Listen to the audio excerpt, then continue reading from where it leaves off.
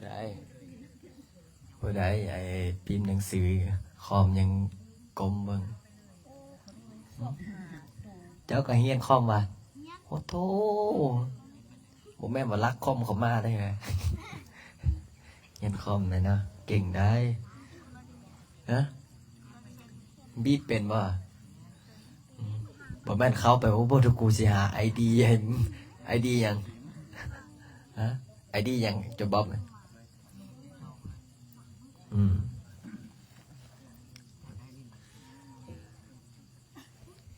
จวนนท์เด้จวนนท์ได้ไปกินนิมนต์นะมื้อเช้านี่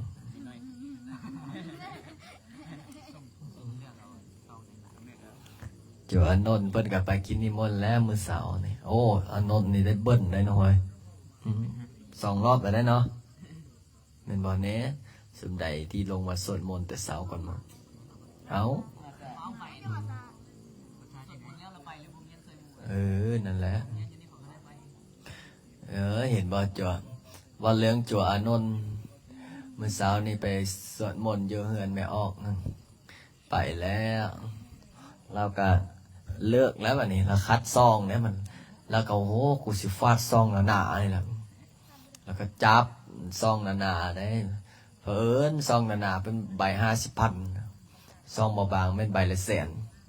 แล้วก็เอาว่าโอ้ใบนี้ละหนากว่างูมัดพอจับขึ้นมาได้เท่าไหร่ได้150,000พระอาจารย์ตื้มมาอีก50,000เอ้าได้200,000เสร็จเรียบร้อยตอนสันเข้าแล้วอันฮึกวันนี้จัวอันนนท์เนาะตอนนั่งสันเข้าเด้ไม่ออกกะมาถวายไก่เนาะทางนี้ก็เอ้ยเอาไอ้อันนั้นมาโนเอาต้นนั้นมาโนจัวอันนนท์กำลังยื้อเนาะพระอาจารย์ก็เอานั้นมาแล้วก็ยื้อแล้วบัดนี้เราปัดแมงวันเลยปัดไปปัดมาพระอาจารย์ว่าเอาต้นนั้นมาเราเห็นแมงวันตอมให้จะได้แล้วก็ปัดต้นทิ่มตกมือใกล้ต้นเดียวนั่นก็ไปปัดตกซ้ำเสมอฟ้าเอ้ยนี่เจ็บหัวใกล้ต้นเดียวนั่นก็ไปปัดตกทิ้งซะจวนนนเลยโอ้เมื่อเช้านี่ไปสั่น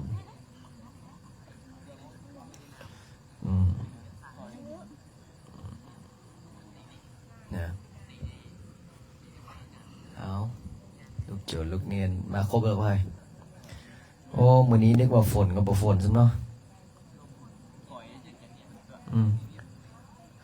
แต่ได้โจรสว่างเฮ็ดเวียกมืดมื้อมื้อนี้เพียเลยเนาะฮะนี่โอ้เฮานี่ติอยากสิพักผ่อนก็บ่ได้พักผ่อนมื้อ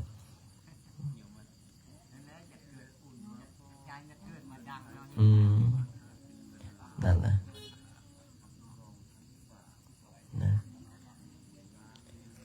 โอ้มื้อนี้ก็ปาฏิหาริย์มีจริงมื้อนี้ก็ได้นี่มีญาติโยมมาถวายต้นไม้ถ้าคิดเป็นเงินก็ประมาณ150 ล้านบ่ได้พอออกไม่ออกรวมกับต้นไม้ใหญ่ก็ประมาณ200 ล้านกีบพุ่นน่ะบ่ดอโอ้ปานว่าเทวดามาสร้อยไม่ออก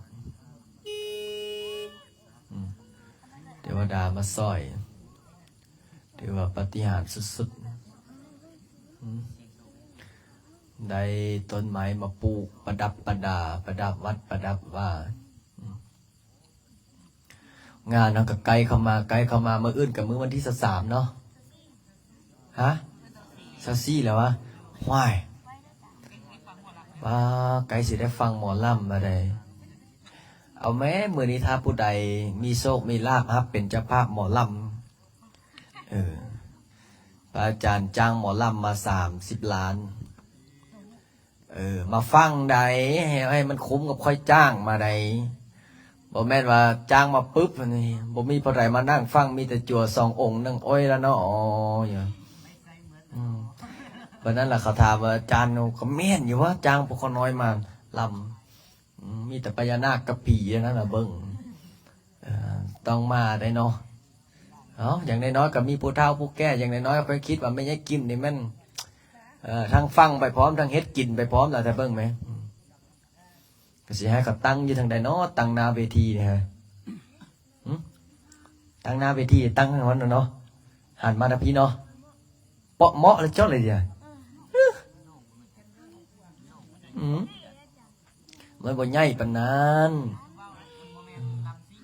มันบ่แม่นลำซิ่งมันเป็นในนั้นซื่อๆหมอลำเห็นบ่เราลำเห็นบ่โอมบัดนี้เราลำในนี้ได้บ่แม่นว่าจุกจึกจึกจุกจึกจึกนะเราลำไม่ลำปู้เห็นบ่ลำร้องลำต่อก่อนอันนั้นบ่ได้ถวายเอาถวายก่อนมา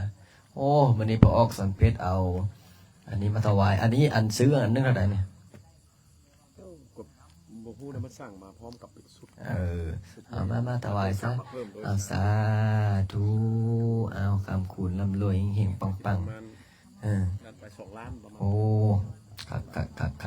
มันก็หลวงพระบางสร้างมาตะหลวงพระบางมาเพิ่มเนาะน้ำปะนะ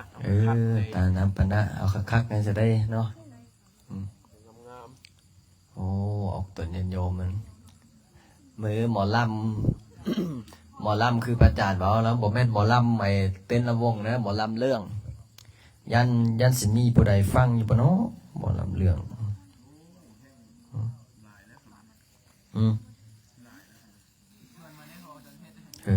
อย่าบอกได้ว่าเงียบกิ๊บหมอลำเรื่องยานจะได้หมอลำเรื่องหมอ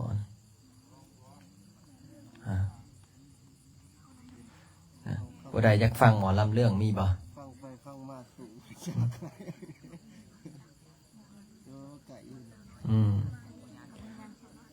ฟังหมอลำเรื่องฟังหมอลำก่อนได้ถ้าหมอลำเรื่องบางคนก็ส่งมาก่อนว่าคณะเนี่ยเพชรเมืองลาวไม่ใหญ่ผู้ใดเคยฟังเลยบ่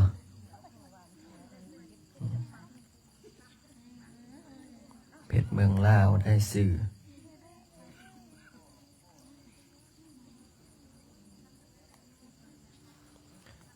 เพชรเมืองลาวมีคณะคอยก็ไปเอาโปรเจคเตอร์มาเนาะเดี๋ยวจะมีโอกาส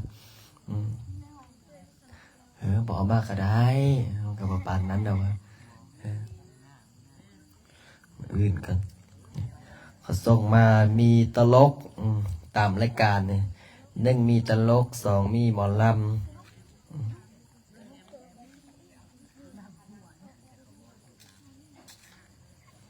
3มี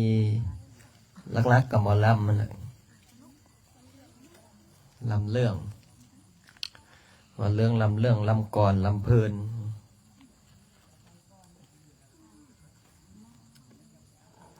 ถ้าบ่มีผู้ใดฟังกันนี่แหละเปิดให้3 เท่า 4 แก่นั่นแหละโอ้มื้อนี้อากาศร้อนเนาะมื้อนี้เนาะ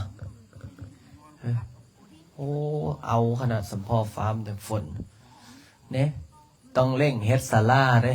เต้นเกือบปิวหน่อยเนาะโอ้โทษเลยว่ายลมแห้งบ่มื้อนี้แห้งเต้นเกือบปิวอ่ะนะอาจารย์ขน้อยอยากไปบวชอยู่นำอยู่ใส่นอไอ้จัวองค์ทางหน้าอยากนอนแล้วผู้ใดล่ะ2 วานมาเลยเอาเลยเขาเห็นมดได้อยากนอนแล้ว2 วานจัวคำแพงได้ฮะคำแพงไงล่ะ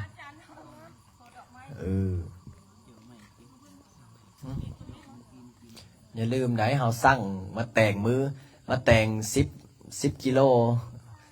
ทุกวันจันทร์เอาสั่งซื้อนะไม่ออกอุดหนุนช่วยไม่ออกพูดให้พ่อเพชรจัดการเด้อเพชรคือกันนะเอาพ่อเพชรนี่นะจ่ายเงินเขาได้เพชรได้สนับสนุนเขาเจ้าแล้วเขามาถวายตลอดเนี่ยซื้อซะเขาเลยว่าส่งนี้มักแตงกับขายบ่ออกหรอวะมักแตงกับขายบ่ออกมักทั่วกับขายบ่ออก อามาวัดจะซื้อสร้อย ให้แม่ครัวเป็นซื้อแล้วก็มืออื่นตามสู้นายทรงนายสร้างตามสู้คนเนาะอ๋ออันยังอันนี้โอ้ขนมไอ้จัวสิกลืนน้ำลายกึกกึกกึกกึกอดเอามืออื่นได้จัวน้อยเด้อ จ้าอันนี้ของเงินของแม่พร โอ้แม่พรตัวได้เอามาขาย อันนี้ของแม่หาผู้ขายพระอาจารย์มา โอ้เอาถวายเอาเนาะสาธุเอาบุญดีกว่าเนาะ ขอบคุณดีกว่า ค่อยเว้าสิเสียเงินแล้วก็บ่ได้เสียเอาถั่วดอกไม้ถั่วนึ่งพร้อมให้มาคู่มือเด้อจะได้มือละโถสาธุเอาเป็นจะได้มาแต่งเอา นี่อันนี้ของแม่พรอันนี้ของกันน้อย พวกเพื่อนก็พวกแต่ง โอ้สาธุสาธุเอาบุญน้ำเด้อเฮงๆรวยๆปังๆเดี๋ยวค่อยยัดน้ำสาธุตำไส้อันนั้นโอ้แซ่บได้ตำหมักแตงก็ได้ยามมันยากเข้าแซ่บหมดยามบ่ยากสิโอ้กินหยังก็บ่แซ่บว่าเรื่องเมื่อกี้นี้ว่าเรื่องไอ้จั่วเห็นจั่วน้อยๆแล้วเนอสวดมนต์เมื่อคืนนี้ใส่เต็มที่ไม่ออกเลยสวดนะโมเมนะปะโทนะโมเมพุทธติสสะละตะนะตะยะตัมเมการปาสวดมนต์อย่าตบฮอดมือไปไม่ออกม่วนมาเสื้อฟังมึงแม่เหมือนกันเฮ้ยไปเปิดอันนั้นมาด้วยได้เปิดอยู่วะเปิดบลูทูธอยู่วะบ่นอนเปิดอยู่เนาะเหมือนกันนะเปิดบ่แม่ ตัว12 12เหมือนกัน อันนี้12ของ เขาเจ้าสวดในปะโทจนฟอนมันเลยนี่บ่ได้สำเนียงไปเล่นปุ่มไหมสิเปิดให้ฟังว่าไม่ออกไอ้โจรน้อยคอยสวดมนต์นะ ลูกพอได้อยู่มันหุงมามา เนี่ยโจรคำแพงเด้เฮ้ยเปิดละ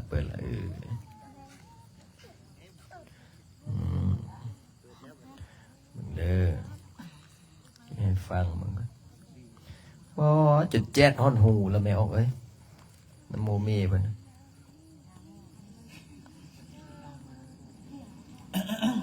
ปนหน้า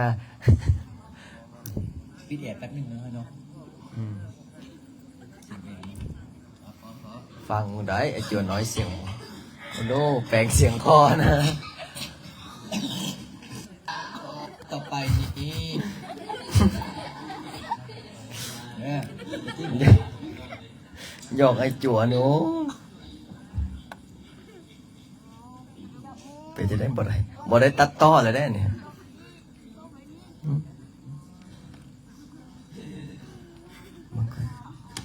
มันโดน ลำดับต่อไปนี้พระอาจารย์พร้อมกับลูกโจลูกเนน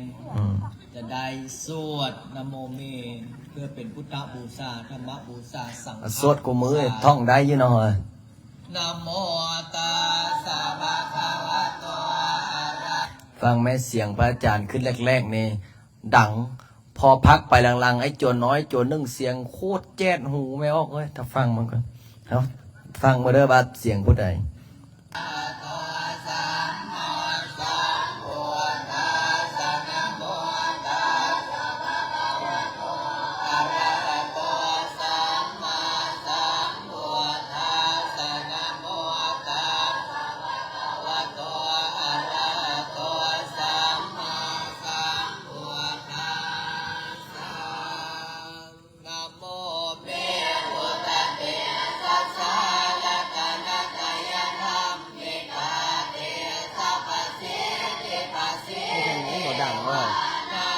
ดังบ่ได้ไงดังเนาะ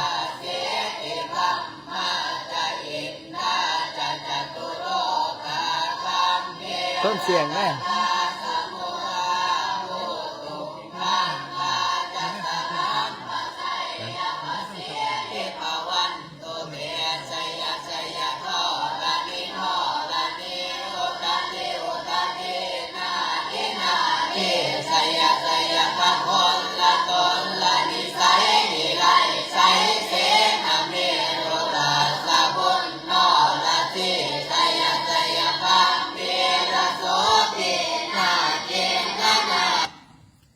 ผู้ใดไอ้ดักแจ๊ดนะ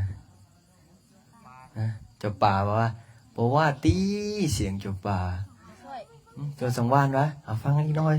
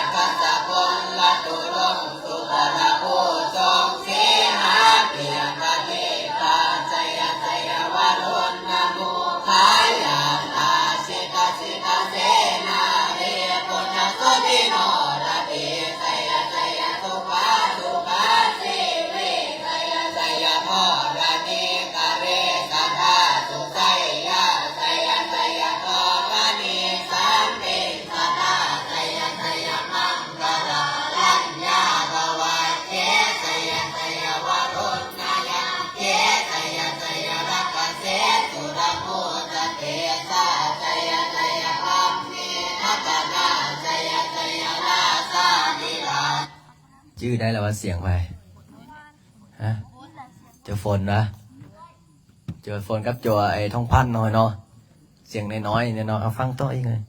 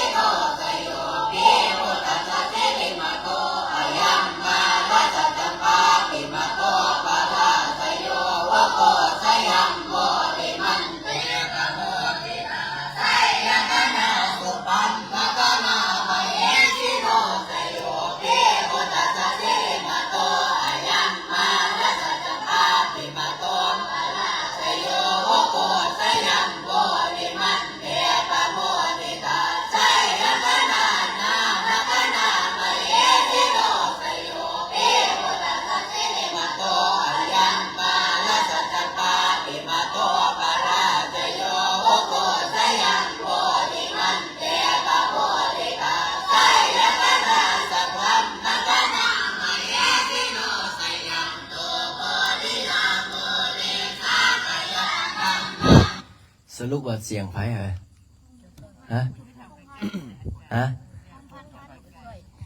โจสังวานได้เนาะลองบ่ดูเหรอบ่คือนะนะโมเมหรือว่าเสียงโจขี้มบ่เหรอหรือว่าเสียงโจข้ามบ่เหรอฮะ ปกตินี่คนที่เสียงแรง โจข้ามสิวะนะโมเมพุทธังฮะอย่าแม่นเสียงโจอานนท์เนาะโอ้จักจำได้สำม่วนไม่ออกตอนสุดท้ายตบหอดมือเอา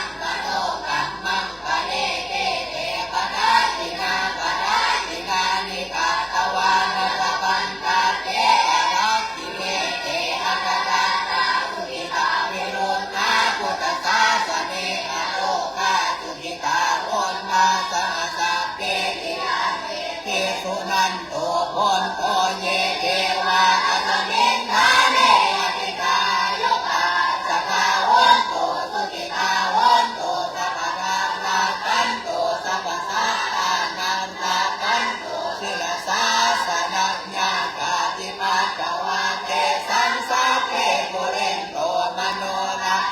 เมตตากาเรกวัตสันโตวัสสังวัสสาวะโรกาจุปาทาวะเตสันวิวาเรนโตจะสัพพะทานไทยาโสขังเตเตโสขังอรหันโตยะถา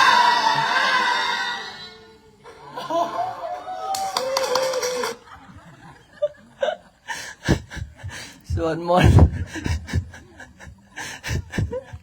ให้โจหน่อยโต้หมดมือสวดมนต์โอ้คักมื้อนี้เอาจะให้นอนอีกหน่อยโอ้สวดมนต์จะนอน11 โมงเลิกบ่เลิกจักเทื่ออาจารย์เอ้ยนั่งสมาธิก็เมื่อยนั่งนะเด็กน้อยเฮาสอนเด็กน้อยสอนเด็กน้อยมันต้องแบบมีกลยุทธ์ในการสอนถ้าเราสอนโดยแซ่เด็กน้อยก็มันก็จะออกมาดื้อด้านแต่ถ้าสอนโดยธรรมะสอนโดยศีลสอนโดยธรรมสอนโดยความเมตตาสอนออกมาจากจิตจากใจเขาเจ้าก็สิได้เป็นคนหูผู้ดีตามลำดับเห็นบ่แต่ละองค์ตอนมาแรกๆไปจะได้ดื้อเนาะดื้ออย่างเดียวบ่พอเลยขาอย่างเดียวบ่พอเลยตื่นสายอีกตื่นสายอย่างเดียวบ่พอเลยเฮ็ดเวียกก็บ่เฮ็ดนี่แต่พอมาบัดนี้สวดมนต์สอนไปทีละน้อยฝึกเลยแล้วแม่จบป่าเนาะแต่ก่อนมาจะได้สวดมนต์เลยหัวซักปึกเฮ้ยมันนี่อย่าไปอันนั้นได้เลยอย่าลุกซ้ายลุกขวาได้เลยบตุ้มก็ได้นะพานหอนเป็นเลยพวกบ่อาบน้ำส่วนใหญ่ก็เป็นอย่างนี้นะกบกินเจ้าของอาบอยู่วะล่ะถ้าบ่อาบสิกูงึดแล้วมื้อนี้หอนปันนี่นี่แหละเฮาไอ้จั่วไอ้เนนพระอาจารย์ยังสอนแต่ละจั่วสอนเนนสอนออกตนญาติโยมต้องมีความเมตตาไอ้จั่วไอ้เนนอยู่นำพระอาจารย์เนี่ยบอกให้ซิกกับซิกได้ซิกอีเลิกเงินก็ได้เขาก็ได้กินเฮียนก็ดีไปเฮียนยุงเฮียนที่ประจันภาษาอังกฤษก็ได้เฮียนภาษาจีนก็ได้เฮียนคอมก็ได้เฮียนเอาแม่ไปเฮียนบนอื่นไม่สิมีบ่น้อยบ่โจบนมีเฮียนยุงเฮียนมึงมีอะไรได้ปังเฮียนอยู่อุ่นอยู่ตอนยังบ่ทันบวชเป็นเลยอยู่บ่ได้เฮียนซ้ำเลยอยู่ปลาข้องกระป๋อมเนาะนี่บอกให้โจอ้วนตอนเฮียนอยู่บ่ได้ตอนบ่ทันมาเฮียนเฮียนที่ประจันนี่เฮียนอยู่พุ่นเป็นจังไดฮะได้เฮียนคอมบ่นะภาษาจีนเด้บ่แล้วกินข้าวยุ่งเฮียนมีบ่แล้วเอายังไปกินให้ทอดไข่เนาะอันนี้สิอาหารเต็มครบหมู่เนาะบ่เสื้อถามโจคำแพงว่าโจคำแพงได้เฮียนยุ่งเฮียนหมู่เป็นจังไดฮะเป็นจังไดเสียจุดเปียกแน่เพราะฉะนั้นแล้วเฮามาอยู่แล้วเนี่ย1สถานที่เฮาก็ดี2ครูบาอาจารย์เฮาก็ดี3อันอยู่อันกินเฮาก็ดี4เฮามีครูบาอาจารย์ดีเฮียนก็เฮียนดีไปรถไปก็บ่ได้ย่างแม่นบ่ขี่รถตู้มีแต่อันดีเพราะฉะนั้นแล้วยังเหลือแต่อย่างเดียวแม่นยังคือความดีคนดีอาจารย์ยังบอกลูกโยนลูกเนนในเมื่อเฮาอาศัยสิ่งใดเฮาต้องรักษาสิ่งนั้นเพราะว่าอย่างเพราะว่าเฮาจะได้ใส่ไปนานๆถ้าเฮาอาศัยสิ่งใดคือเฮาอาศัยจีวรนี่แหละต้องรักษานี่พระอาจารย์นี่ใส่มา2 ปีแล้วนี่พระอาจารย์นี่ใส่มา2 ปีแล้วนี่นะ ใส่มา2 ปีแล้วยังได้ใส่ผืนเก่าย้อนยังรักษาบ่คือสมูได้เฮ้ยหมดไปจักโตแล้วเอ้ย3 มื้อดี4 มื้อเปลี่ยนติสีนั้นติสีนี้ติสีชมพูติสีหวานแววเพราะฉะนั้นเราต้องรักษาจื้อเอาไว้เด้อเฮาอาศัยสิ่งใดต้องรักษาสิ่งนั้นเฮาอาศัยบ้านเฮาต้องรักษาหยังรักษาบ้านอาศัยผ้าแล้วต้องรักษาหยังเฮาต้องรักษาผ้าคือออกตนญาติโยมคือกันพระอาจารย์อาศัยออกตนญาติโยมเป็นไรพระอาจารย์ก็ต้องรักษาหยังรักษาออกตนญาติโยมไว้รักษาจิตรักษาใจคือเฮ็ดจังไดบ่รักษาใจเพิ่นคือจังไดนี่ล่ะสวดมนต์ภาวนานี่แหละบ่เฮ็ดให้เขาเจ้าผิดหวังอย่างพอออกไม่ออกมาอุปถัมภ์อุปถากมาใส่บาตรมาทำบุญถวายปัจจุปัจจัยให้เฮาก็มากินมาทานมาสร้างมาสาแบ่งไปช่วยเหลือสังคมแบ่งกินแบ่งทานแบ่งสร้างแบ่งสาแบ่งร่วมอุปโภโมทนาออกตนญาติโยมเห็นก็ดีอกดีใจยกมือสุดซอกอย่างมื้อนี้ มื้อนี้แม่ออกกำพวงก็ฮับเป็นเจ้าภาพโรงทานแล้วก็เจ้าภาพเทียนเทียนใส่ได้เทียนใส่แล้วก็ยังฮับเป็นเจ้าภาพช่วยสร้างวัดสร้างวานี่แหละพระอาจารย์ว่าเฮาอาศัยสิ่งใดต้องรักษาสิ่งนั้นถ้าเฮาบ่รักษาได้เป็นจังไดมันก็หายมันก็เสียถ้าผู้ใดบ่ฮู้บุญคุณบ่มีความกตัญญูกตเวทีนะชีวิตบ่เจริญชีวิตก็สั้นคือเฮาเนี่ยเฮาเกิดเป็นคนลาวเฮาต้องรักษาน้ำใจคนลาวเฮาเกิดเป็นคนประเทศใดรักษาประเทศนั้นนี่คือเฮาสร้างคุณงามความดีเฮารักษาไว้ได้รักษาศาลาคือไอ้จ่วยนี่เนี่ยไอ้กุ้มใดที่ไอ้มื้อเช้านี้บ่ไปถูศาลานะบ่มีของอะไรเฮ็ดเรื่องเจ้า นะเพราะฉะนั้นแล้วกุดปาจารย์ผู้ใดครับไปสอบเลยปัดตังเลอะอยู่อ่ะเจ้าบ๊อบคือบอกว่าถูศาลามาซะโอ้ยบ่ไหวเด้เราต้องรักษาถ้าเราบ่รักษาถ้าเราบ่เฮ็ดทำความสะอาดพระอาจารย์สิเล่าให้ฟังผู้ที่บ่มีความกตัญญูกตเวทีนะมีเมืองหนึ่งชื่อว่าเมืองอยู่ประเทศอินเดียพุ่นล่ะพระราชานี่ปกครองด้วยศีลปกครองด้วยธรรมพระราชานี่ปกครองด้วยความเมตตารักและเอ็นดูอย่างเอ็นดูพ่อแม่ประชาชนเอ็นดูชาวไร่ชาวสวนชาวไร่ชาวนาเอ็นดูเห็นอกเห็นใจข้าทาสบริวารแต่มันมีองค์หนึ่งองค์นี้เขาเอิ้นว่าจะไหนเขาเอิ้นว่าเสนาอามาตย์เสนาอามาตย์องค์นี้มักใหญ่ไฟสูงขี้อวดยุแย่งตะแคงลั่วเสนาอามาตย์องค์นี้เป็นคนที่เห็นพิษเป็นทึกเห็นทึกเป็นพิษยุแย่งตะแคงลั่วให้พวกศัตรูมาโจมตีพระราชาเพื่อหยังเพื่ออยากโซพาวเวอร์เพื่ออยากเป็นพระราชาแต่เป็นไปได้บ่เป็นไปบ่ได้พระราชาเห็นอย่างนั้นก็ทีแรกก็เตือนแล้วส่งสารไปเตือนบอกว่าอย่าเฮ็ดเด้อ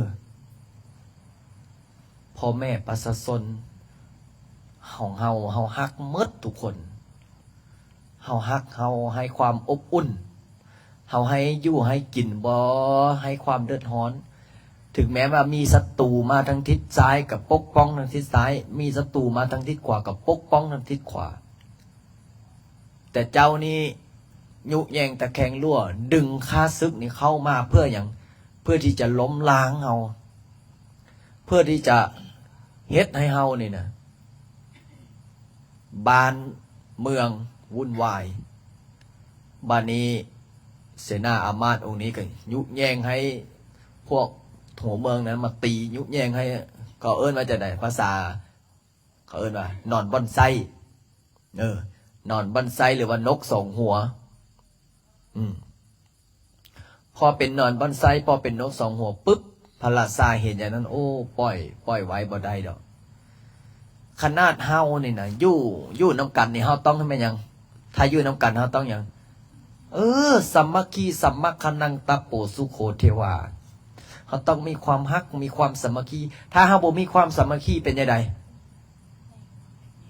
มันก็มีความแตกแยกสิ่งดีสิ่งเด่นนะสิ่งดีสิ่งเด่นโอ้ยวุ่นวายเพราะฉะนั้นครับเฮาอยู่น้ำกันหลายคนเฮาอยู่น้ำกันทุกคนต้องอย่างสามัคคีสามัคคีแล้วก็ฮัก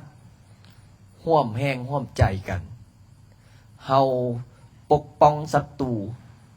เรื่องในบ่ออกเรื่องนอกบ่เข้าเรื่องในบ่ให้ออกเรื่องนอกบ่ให้เข้าเฮาต้องรักษาบ่อนเกิดบ้านเกิดรักษาบ่อนอยู่บ่อนอาศัยของเฮาเพื่อหยังเพื่อเฮาจะได้อยู่ด้วยความสุขเพื่อเฮาจะได้อยู่ด้วยความอยู่เย็นเป็นสุขบัดนี้เสนาอามาตย์องค์นั้นพระราชาเห็นเป็นอย่างนั้นก็โอ้ถ้าปล่อยไว้จะเป็นจะไดเป็นพิษบ่เฮ้ยเป็นพิษบ่เฮ้ยพิษผลสุดท้ายเป็นจะไดโอ้คนผู้เดียวนึงคนผู้เดียวนึงเป็นจะไดเขาปล่อยเป็นจะไดฮะเขาเอาจัดการเอาไปประหารชีวิต7 โซโคตรเพราะฉะนั้นแล้วไอ้จัวไอ้เนนเด้อเฮาอยู่น้ำกันต้องฮักเดียวใจเดียว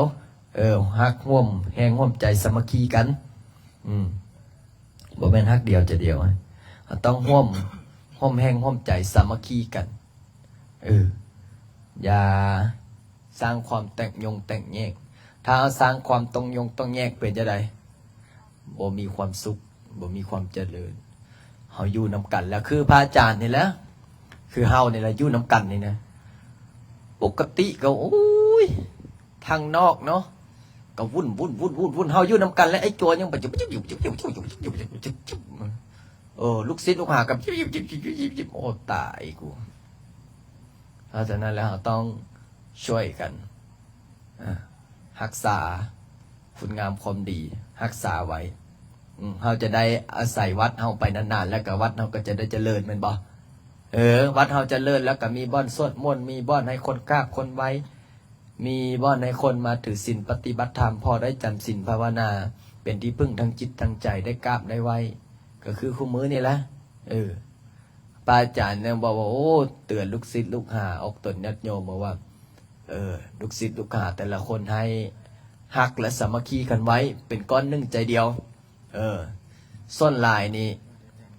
คนเฮานี่นะมันจะตายย้อนยังตายย้อนคนรอบข้างตายย้อนคนใกล้ชิดนี่เพราะฉะนั้นแล้วลูกโจลูกเนี่ยเราต้องสามัคคีกันยื่นน้ำห้องกันแล้วก็ต้องสามัคคีกันเนาะเอาเตรียมสวดมนต์บัดนี้นะมันบทไอ้นั้นต้องไปทวนมื้อนี้สวดนะโมเมเนาะมื้อนี้เนาะไปใต้เทียนให้ข้าเจ้าเนี่ยจุดทั้งมันใต้เทียนเป็นบ่ให้เตรียมพร้อมสวดมนต์เด้อเหมือน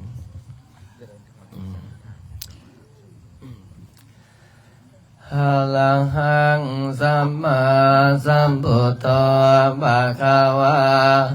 พุทธังภะคะวันตังอภิวาเทมิสวากขาโตภะคะวะตาธัมโมธัมมังนามัสสามิสุปฏิปันโนภะคะวะโตสาวกสังโฆสังฆังนามามินะโมตัสสะภะคะวะโตอะระหะโตสัมมาสัมพุทธัสสะนะโมตัสสะภะคะวะโตอะระหะโตสัมมาพุทธัสสะนะโมตัสสะภะคะวะโตอะระหะโต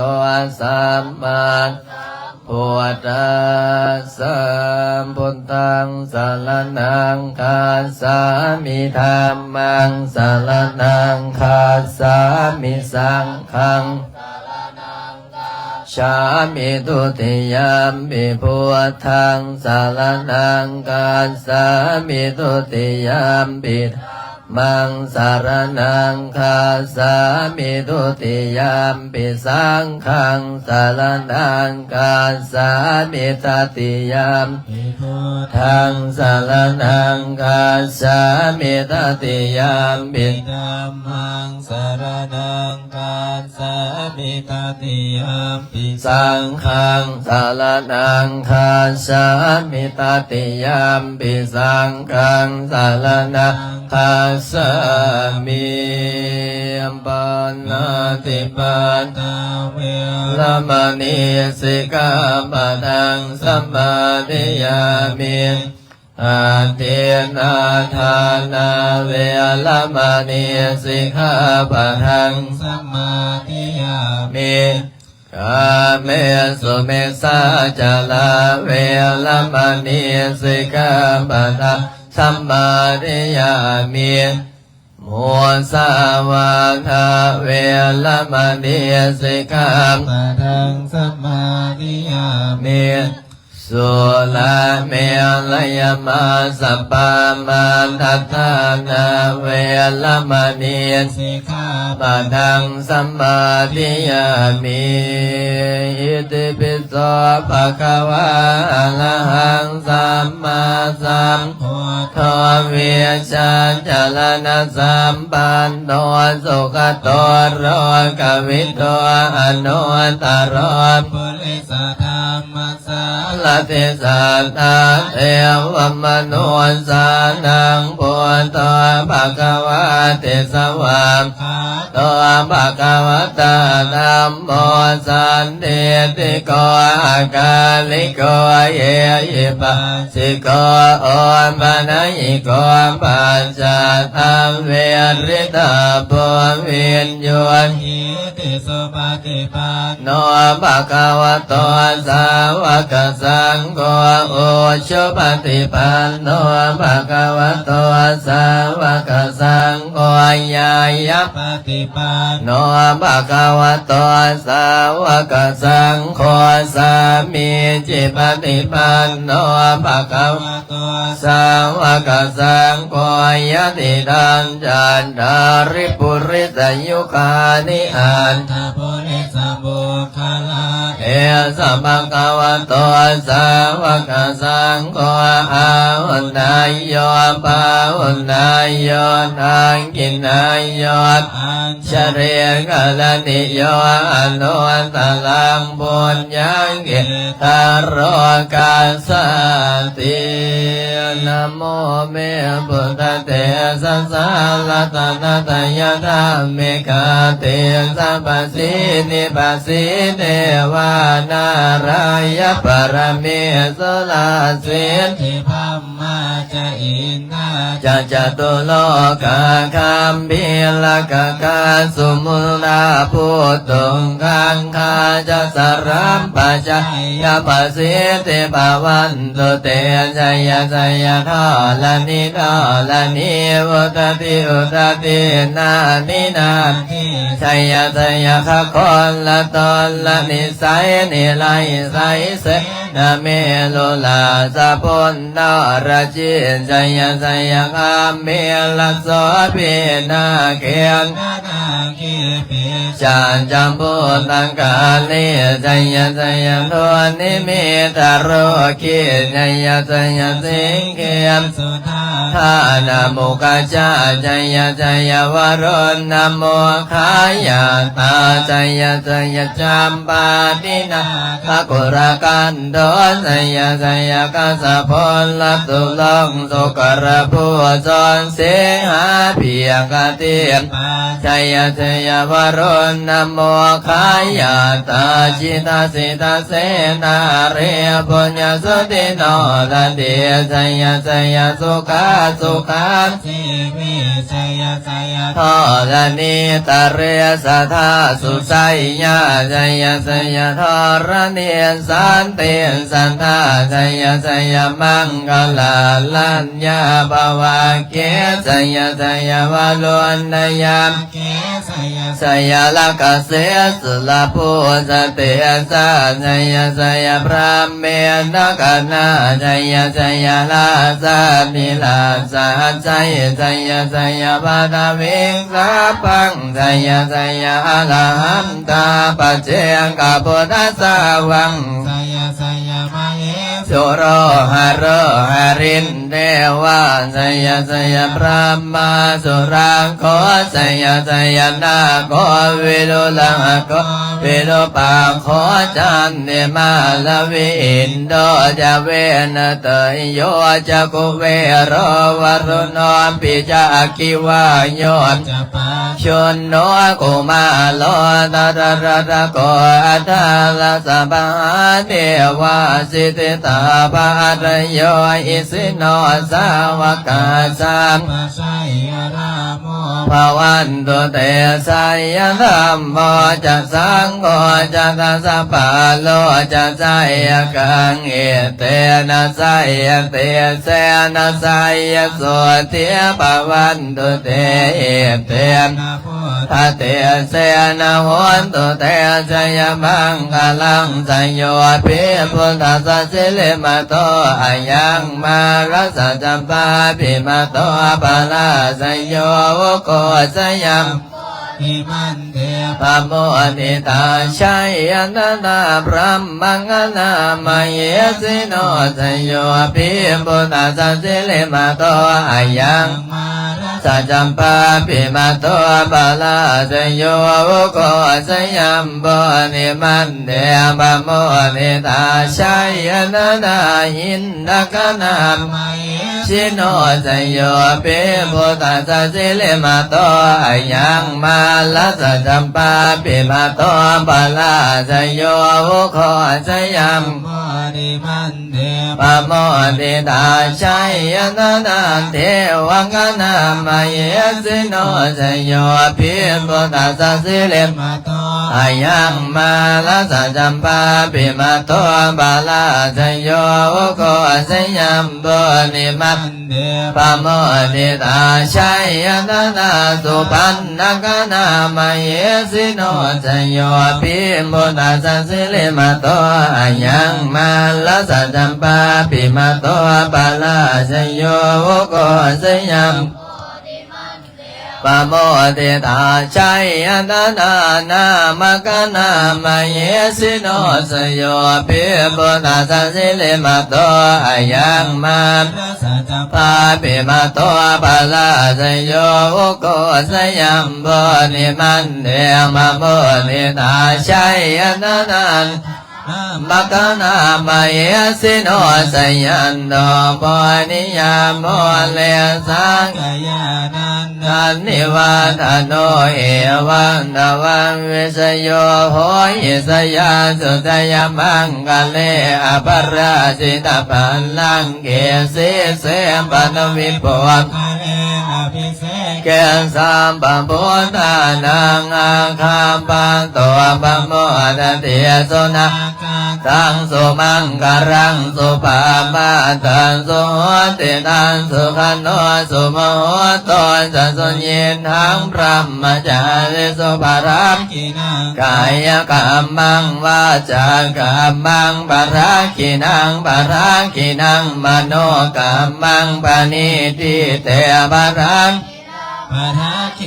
นิกาตวันนลปันดันเตปะทาคิเนเตอัตรันตาสุขิตา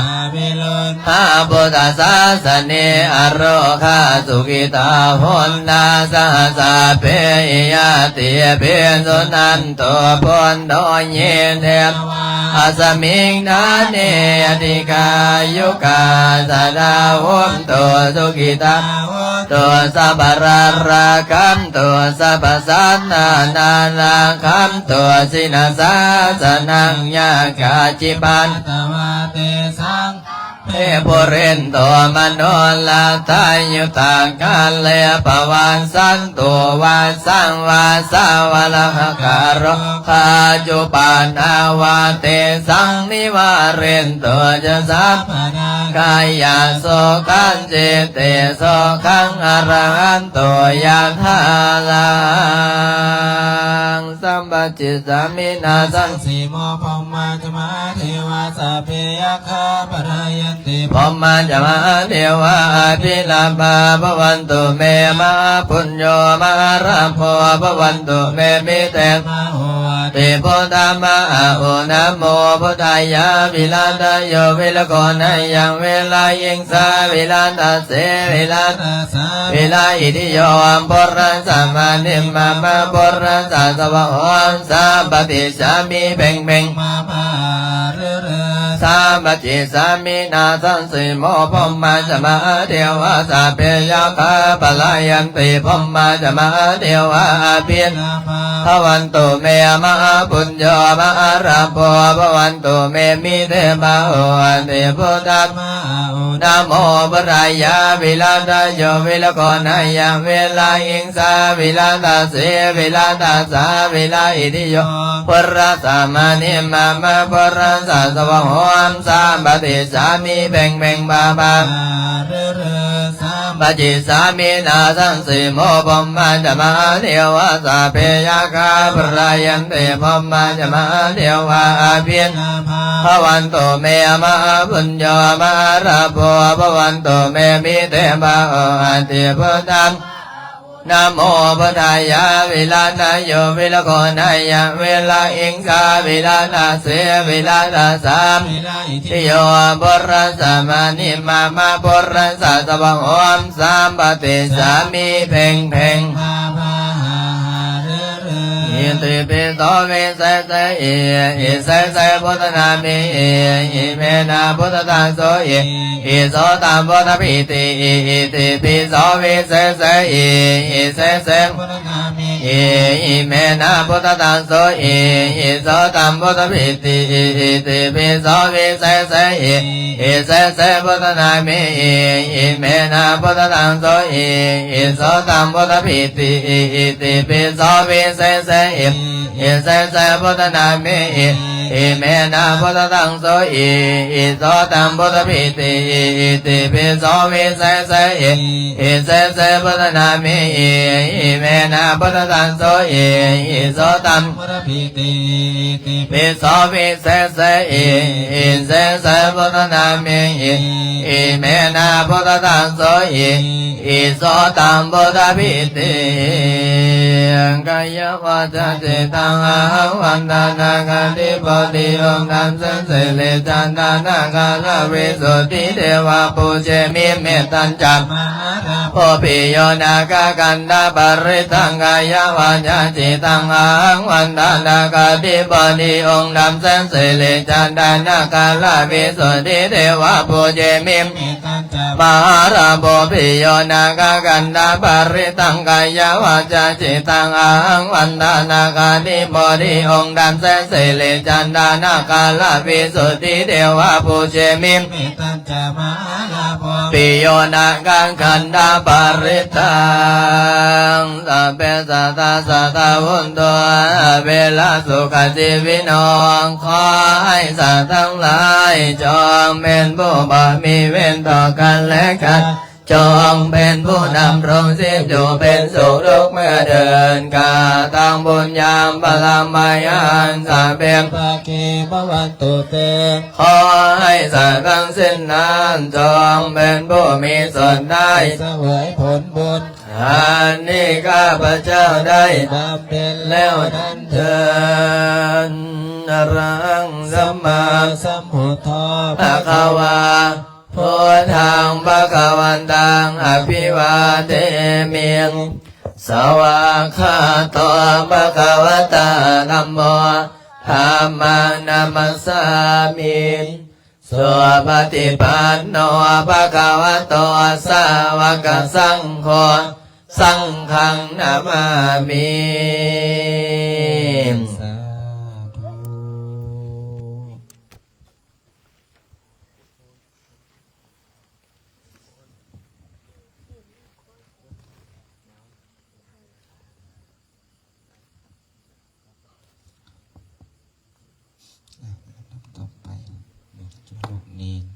สวดมนต์ไว้เนาะเนื่องด้วยว่าเฮามีภารกิจที่ต้องได้เตรียมงานสมโพธิเมื่อนี้ก็ได้ปู่ย่าเปล่งไฟเตรียมพร้อมมืออื่นวันที่24จะได้ออกให้งานร่วมทำความสะอาด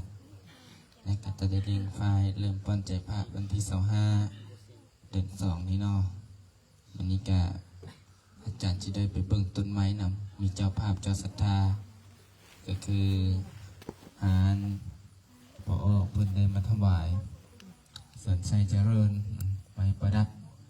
เรียกว่าพอดาวเรืองเพิ่นก็เอาไม้มาถวายจัวพร้อมเพลงกันเด้อกราบพร้อมกัน1 2 3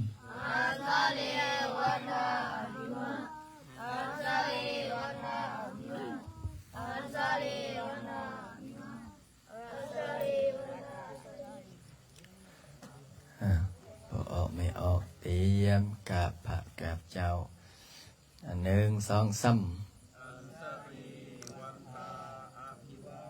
ช่วงนี้ก็จะได้สวดมนต์ประมาณนี้เพราะว่าจะได้เตรียมงานเนาะเตรียมงานสมโพธิเมื่อวันที่1นี่อภรสุขิติกโยโกภวะอภิวาทนาสิเลสานิจังโวตาปัญจานิโนจัตตารโอธัมมาวันตันติอายุวันโนสุขังภาลั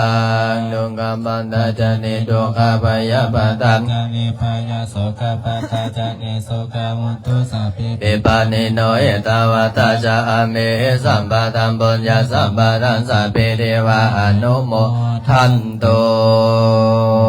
สาธุขออนุโมทนาสาธุบุญเด้อแล้วก็ขออนุโมทนาบุญกับเจ้าภาพเจ้าศรัทธาเทียนเนาะตอนนี้เทียนใหญ่ก็ได้3เจ้าภาพแล้วยังต้องการอีกประมาณหลายเจ้าภาพเนี่ยเพราะต้องการ9 เล่มโยมแม่นุ้ยพ่อน้อยหรือว่าบริษัทน้ำปิกแม่นุ้ยเนี่ยจองเล่ม1โยมแม่สิริจองเล่ม1แม่ออกคำพวงหรือว่าแม่ใหญ่คำพวงบริษัทโพสีองค์เฮืองพร้อมกับบริษัทแก้วมังกรบ่1 เล่มได้3 เล่มแล้วจะปราบเล่มไม่ออกพริกเนาะไม่ออกพริกแน่ครับแล้วก็เทียนเล่มกลางโยมแม่บุญแก้วมณีโยมแม่รัศมีอินทวงศ์โยมบุญเฮียงอินทวงศ์พอออกบุตรแก้วจันลาแล้วก็โยมด็อกเตอร์เกตพรพรมดวงไกรสอนแล้วก็ด็อกเตอร์ลิสานาถาวงศ์แล้วก็เทียนเล่มน้อยเนาะโยมแม่โยมแม่พรมมาลาโยมแม่อุ่นมหาบูมแม่ละอแม่สุวมานแม่รัตดาวันหรือว่าแล้วก็โยมพี่เอ็มออนวะละโคตรแล้วก็โยมแม่พาโคราชโยมแม่ปุ้มแล้วก็เดี๋ยวก็สิได้ทยอยลงซื้อเนาะเจ้าภาพเจ้าศรัทธาญาติโยมผู้ใดอยากฮับเป็นเจ้าภาพอยากฮับเป็นเจ้าพัดศรัทธาเทียนใสเนาะเทียนใสเทียนใสสูตรเสริมบุญเสริมบารมีนั่นแหละเปิดโชคเปิดลาภต่ออายุสะเดาะเคราะห์ต่อชะตาเสริมบุญเสริมบารมีแก้ดวงตกแก้ดวงซวยเนาะเทียนก็จะประมาณนี้เด้อเทียนเด้ออันนี้คือเทียนให้ญาติโยมพ่อโยมแม่บูชาเนาะกระจุดเดี๋ยวก็จะได้ประมาณนี้เทียนเนาะเทียนเป็นเทียนเพิ่งสดสัตธุพระอาจารย์ขออนุญาตปิดไลฟ์ให้เนี่ยเด้อเดี๋ยวจะค่อยหาเจ้าภาพเพิ่มเนาะสาธุ